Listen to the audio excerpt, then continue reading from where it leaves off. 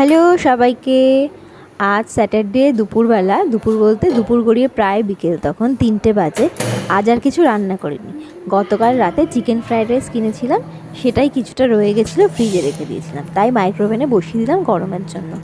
1 minute মতো hit করে নেওয়ার পর ওটাই আমি বার করে নিচ্ছি দুপুরের খাওয়ার জন্য, মানে আর কি ওই ফাঁকিবাজি খাওয়া, রান্না না করার জন্য। তো ফ্রাইড রাইসটা গরম বসেছি, এতটা বেশি গরম হয়ে গেছিলো যে আমি নিজে হাতে ধরে ঢালতে ভীষণ অসুবিধা হচ্ছিল, সেই জন্যই বারবার ফু দিয়ে দিয়ে দিয়ে দিয়ে সেটা প্লেটে ঢালার চেষ্টা করছিলাম। তো এবার আমি নিয়ে নিয়েছি আমার খাবার। এইবার নিয়ে যাবো একটা স্পেশাল জায়গায়, আমার প্রিয়, খুব ভালো একটা লাগার জায়গা, সেটা হচ্ছে আমার ফ্ল্যাটের ছাদ। তো সেই ছাদে আজকে দেখছি কেউ সোফাটা বার করে রেখেছে, তো খুবই ভালো হয়েছে। তো ওই খোলা আকাশের নিচে ঠিক ছোট্টবেলার মতো এমনভাবে বসে শীতের দুপুরে আমি প্রচুর খাবার খেয়েছি। তো চিকেন ফ্রাইড রাইস, তার সাথে টমেটো কেচাপ। তোমরা ভাবছো টমেটো কেচাপ কেন নিয়েছি? তো এখানে ফ্রাইড রাইসটা এমনভাবেই বানানো হয় যে তোমাকে পেয়ার করে খেতে হবে।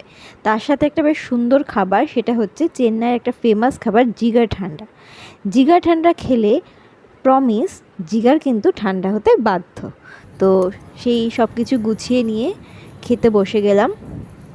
প্রচণ্ড গরম ছিল, তো সেই কারণে ফু দিয়ে দিয়ে আস্তে করে ঠান্ডা করে খাচ্ছিলাম। আর সাথে এনজয় করছিলাম এই সুন্দর প্রকৃতিকে।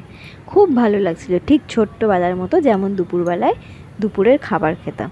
তো আমি বললাম এই টমেটো কেচাপ দিয়ে পেয়ার করেই খেতে হয়, নাহলে ব্যাপারটা ভালো লাগবে না। তো সেইভাবেই লাঞ্চটা শেষ করার পর বাসনপত্রগুলো মেজে এবার আমি নিয়ে বসেছি জিগার ঠান্ডা। জিগার ঠান্ডা খুলতে গিয়েই একটা মিস আপ হয়ে গেল, হাতে একটুখানি পড়ে গেল। তো এবার বলি জিগার ঠান্ডাটা তৈরি হয় কী করে।